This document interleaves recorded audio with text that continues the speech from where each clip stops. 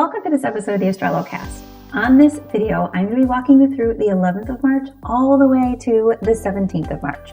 We're going to be covering how the energy is going to be affecting you emotionally and what you can do to stay on top of it. Real quick, what I'd like to remind all of you is this is not an astrology prediction forecast. This is far from it, actually. I am teaching you all about your mental health when these different energies flow in, and how many things that you may have been mistaken in the past, thinking that there was something wrong with you, is actually your intuitive energy awakening. So the more you understand this about yourself, the more empowered you can be, and ultimately, you can start to become the creator of your own life. So first, we're going to be kicking off the 11th and 12th in Scorpio, and I'm going to explain to you this week why you are going to feel like staying home for most of the week. The Scorpio energy can really bring up some anger inside of us. It very much rules our third chakra, which is our ego. And whenever that is in the forefront, you're going to notice that you're very annoyed, you're frustrated, you have this natural ability to just snap. You're also going to find that you don't want to do anything that anyone else wants to do. You want it to all be your way. So try to understand that you may feel very temperamental. You may feel very ready for confrontation, and others are going to as well. So if you find yourself in one of those spats with somebody around you, take a step back. Remind yourself it's the energy flowing in and don't play into it. When you play into it, you actually block yourself from the positive frequencies moving in, which is the reason why you feel it in the first place. So you can gain the opportunity to tap in it from more of a perspective of your intuition opening up. So how do you tap into Scorpio energy?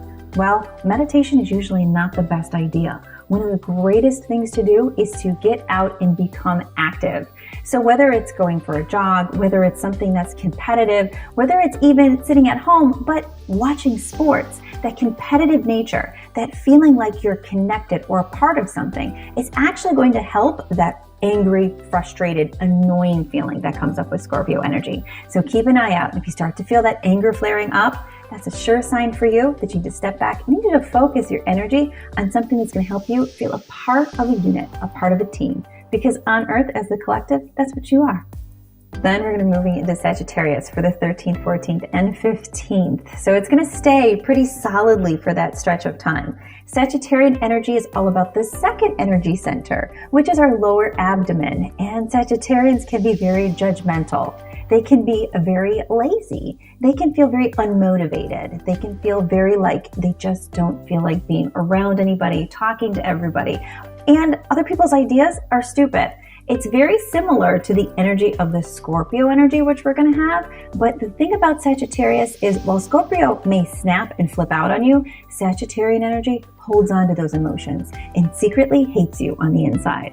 So what you want to do if you find yourself going towards that energy of being very judgmental, very annoyed, just wanting to attack the people around you or be nowhere near them because you can't stand them, that's going to be an indicator that your energy is setting up on the lower frequency of Sagittarian. And what I mean by lower frequency is you always have the option to choose throughout your entire life where you want to channel the energy coming towards you. It is a very common saying that life is not about what happens to you, it's about how you react to it. The same thing applies to frequency energy when it comes in. When you can react to the frequency energy in a positive way, it actually opens up your energy field. It opens up your meridians. It makes it so you're able to understand your own identity, your own soul. It's a beautiful opportunity. So if you can stay away from those negative frequencies that come in with some of these moon alignments, then you can really start to put together the pieces that you've probably been looking for most of your life. Now, when it comes to the Sagittarian energy, it is so much about that second energy center, and it wants to create, but it wants to create something in a way where it's going to see results. So this is an amazing week to get out and plant some flowers. I know we're right into spring. Plant some bulbs, be out in the dirt, whatever you can do to be outside. If you're in an area that is still snowy, then go outside and shovel. Get whatever you can, get that energy out and get it out in nature. Make it feel like you are channeling anew, like you're creating something different. And it's going to really help the way that Sagittarian energy starts to build up. So your keys, if you start to feel that judgmental annoyance with everybody around you, get outside. Soak in the energy and let that second field of your energy system balance itself out. And then we're going to be moving into the 16th and the 17th, in which the energy of Capricorn is going to be very strong. Now, Capricorn rules your first energy center, and it can be quite a bit reclusive. It also tends to be very intellectual. So with Capricorn, you don't want to be in a large crowd. You definitely don't want to be entertaining. You don't want to go to a party. If you can avoid any of those things, it's going to help you from feeling like you aren't a part of something. It's going to help you from feeling like you're left out, because that's the negative frequency that can be brought up with that Capricorn energy. You'll feel like a loner. You'll feel like nobody really understands you. And if you let that narrative play in your head, you're going to swoop down to the lower frequency energy of Capricorn. However, if you do things to help promote that Capricorn energy, you're going to find that you are in alignment with something absolutely amazing, and that is your own personal being, because that first energy center tells you so much about who you are and who you're here to be. So grab a great book, sit on the windowsill and watch the birds fly. Do whatever you can to stay at home during this period of time and just soak up expanding your mind and allowing yourself to really tap in and feed what you need. Now on to tips for the week. This is my favorite part always. So what you want to do to help keep yourself nice and balanced, especially when it comes to that third chakra day, which is going to be the Scorpio day, is you want to make sure that you're using a way to expand this energy center. So because we're going to be in the lower field of energy for most of the week, the first, second, and third chakra, I am going to recommend to all of you a breathing technique to help pull the energy from the base of your spine all the way up to the crown. Because if you can keep that Shushumi channel or that flow of energy or your spinal frequency energy flowing, then you're going to find that you are on top of most of these energies moving in. So what you want to do is take a moment to allow yourself to relax and then focus all your energy down into that first energy center. As soon as you're done focusing all that energy down, and you can sort of feel, you almost feel a pulsing in that field of energy down there. Take a moment to take a deep breath.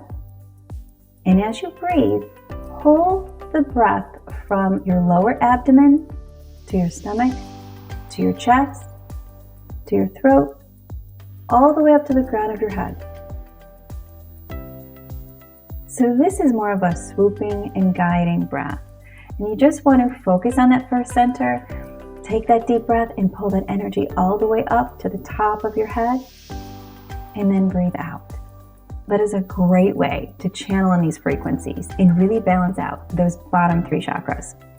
Now, next, a great way to stay balanced, as always, is the AstroloYoga techniques.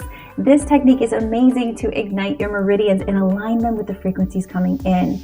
It's like anything in life. When you acknowledge something, all of a sudden it opens a new door to you. So when you acknowledge these frequencies and their importance, then you're going to be open to so many more incredible energy frequencies to flow through you, and you're going to start expanding and finding your intuition, growing and growing more and more. So up on your screen, you're going to see the AstroloYoga poses for Scorpio, Sagittarius, and Capricorn. Taking 3 deep breaths in each one of these poses, 3 poses once a day, is going to honor the frequency coming in. It's going to ignite the energy within you, and it's going to help you to stay in the more positive flow of each one of these alignments so you don't get stuck in the negative, and ultimately you continue to expand the spirit that is you. Thank you so much for watching. My name is Jillian Grace, and don't forget to hit like, subscribe, and share this information with others so more and more people can open up to the fact that they're not experiencing mental health issues. They're experiencing spiritual expansion, which is an amazing gift, and all of us need to awaken to it and honor our own truth. My name is Jillian Grace, and I will see you next week.